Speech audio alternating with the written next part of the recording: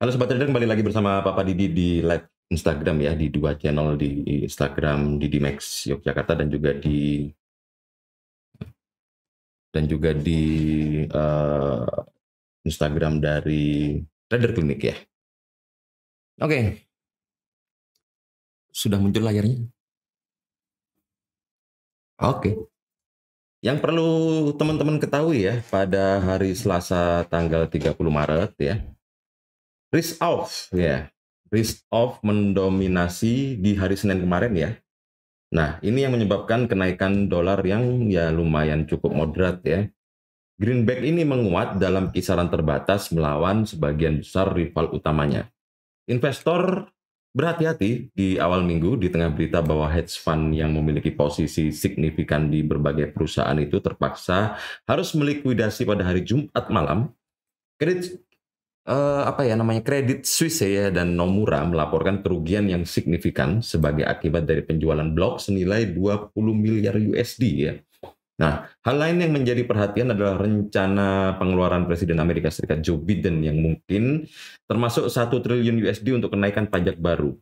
Indeks utama di Eropa dan Amerika Serikat berada di bawah tekanan mengakhiri hari beragam. Sementara itu, imbal hasil US Treasury melanjutkan kenaikannya. Hasil pada catatan Treasury 10 tahun mencapai 1,72% tertinggi dalam lebih dari seminggu. Kemudian kita beralih pada pasangan mata uang ya.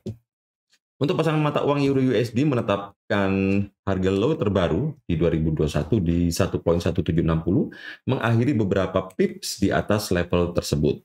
Pound sterling USD mengakhiri hari tidak berubah di sekitar 1.3770 setelah kenaikan awal.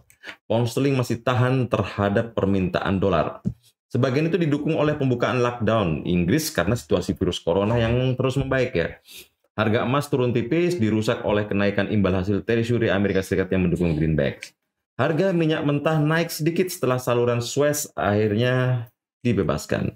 Nah, itu tadi ya Sobat Trader untuk analisa secara fundamental ya. Dan sekarang kita beralih kepada analisa secara teknikal. Oke. Nah, untuk analisa teknikal sendiri kita buka untuk yang pertama kali adalah time frame H1 di Euro USD ya. Ini bukan di time frame H1 tapi di daily. Saya rubah dulu di H1 ya. Nah, untuk di time frame H1 sendiri di Euro USD ini pergerakan sementara masih sideways ya untuk jangka pendeknya, dengan harga ini masih bermain-main di area bawah ya, di antara garis middle line dan garis support ya. Nah, di sini terlihat bahwa pergerakan harga ini masih sideways ya. Sudah 3 hari ya Euro USD ini sideways ya. Dan kemungkinan untuk hari ini pun masih sideways. Stokastiknya sendiri sudah menyentuh dari garis jenuh beli dan sudah terjadi cross dengan ya sudah mulai jaraknya cukup melebar mengarah ke bawah. Artinya ada kemungkinan harga ini masih akan terjadi koreksi sedikit ya. Paling tidak dia akan menguji di area 1.17593. Nah, di sini teman-teman kalau mau ambil buy, teman-teman bisa tunggu sampai harga itu menyentuh dari garis support di 1.17599. Pastikan candlenya closing di atas sedikit garis support dan barulah situ teman-teman bisa ambil posisi buy ya.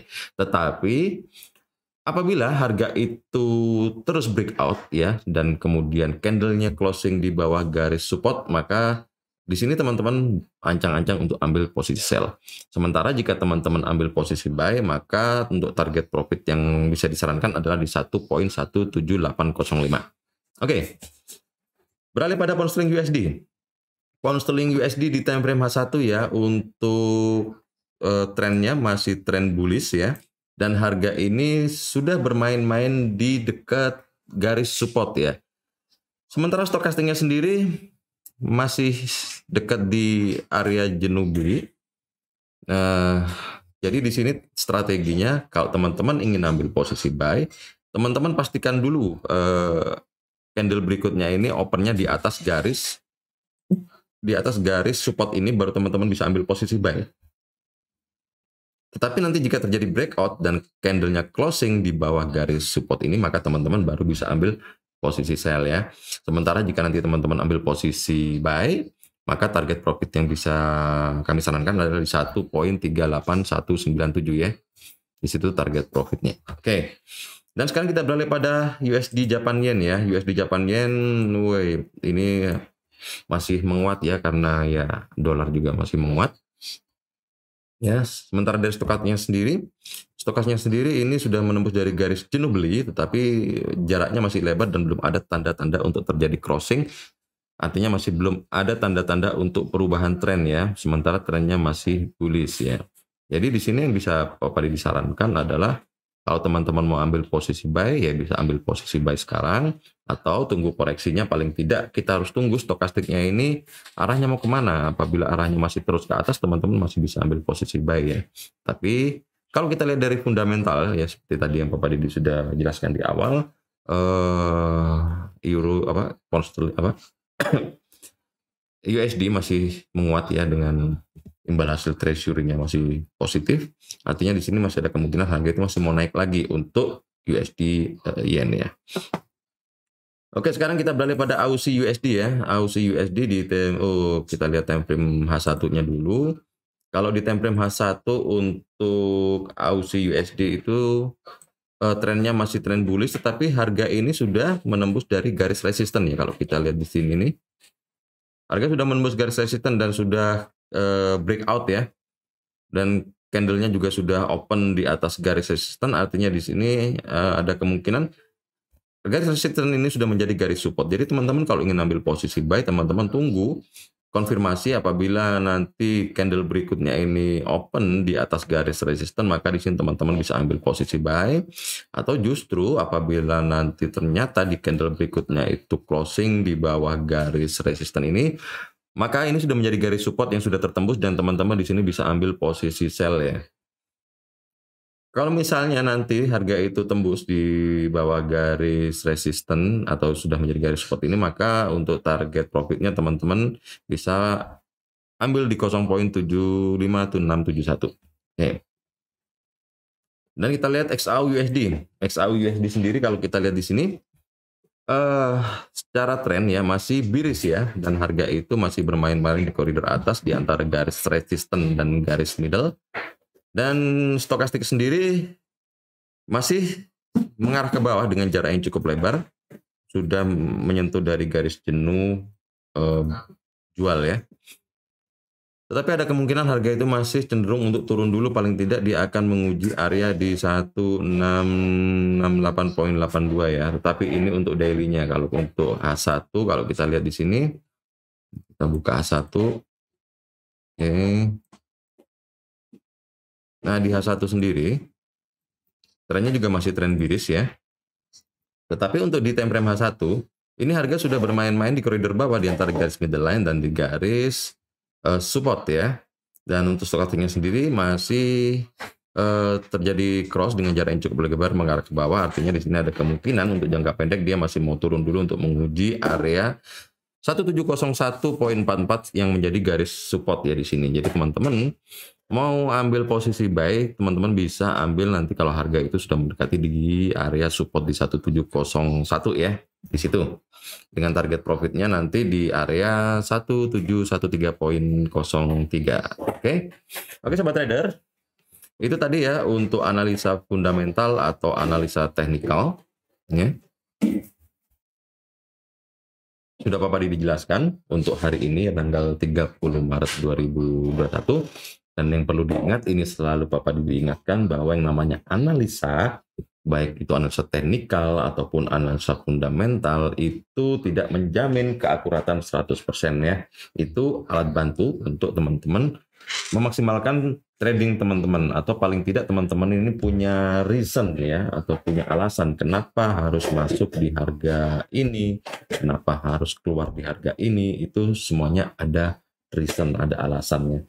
Yang paling penting adalah teman-teman harus fokus untuk manajemen modal ya, dan juga manajemen resiko ya. Manajemen modal itu artinya ya teman-teman sesuaikan dengan modal teman-teman jika ingin ambil posisi. Misalnya teman-teman modalnya sedikit nih ya, teman-teman jangan ambil lot yang gede ya. Teman-teman harus pastikan ambil lot terkecil ya. Nah, kalau di DMAX sendiri untuk volume lot terkecil itu 0,1 lot ya. Berarti untuk margin requirement-nya itu $100 atau 1 juta dengan fixed rate 10.000 US dollar, 10.000 rupiah per 1 USD ya. Jadi untuk modal, apabila teman-teman modalnya masih 2.500 atau ya 5.000 ke bawah, itu teman-teman pastikan itu teman-teman tradingnya dengan 0,1 ya. Itu manajemen modal ya. Tetapi kalau misalnya teman-teman dengan dana yang besar ya, di atas 10.000, nah teman-teman baru bisa pertimbangkan, teman-teman bisa trading dengan 0,5 ya. Kalau untuk satu lot masih cukup rawan ya. Jadi di situ teman-teman harus perhatikan untuk manajemen modalnya. Kita harus sadar bahwa kita nggak bisa kontrol market 100% ya. Yang bisa kita kontrol 100% itu adalah modal kita sendiri dan juga resiko kita sendiri ya, dan juga mindset kita sendiri sebagai seorang trader, itu yang kita bisa kontrol 100% ya. Kemudian untuk manajemen resiko ya, tadi pada saat menjelaskan analisa teknikal dan analisa fundamental, Bapak Didi nggak jelaskan harus stop loss di mana ya, enggak. Itu terserah teman-teman mau stop loss di mana atau mau cut loss mau cut loss di harga berapa, sesuaikan dengan manajemen risiko teman-teman sendiri, sesuaikan dengan risk to reward ratio teman-teman sendiri ya. Risk to reward ratio yang ideal itu harus di atas 1,1 banding 1 ya. 1:2 boleh, 1:3 boleh, 1:5 boleh. Kalau bisa 1:5 itu jauh lebih bagus ya.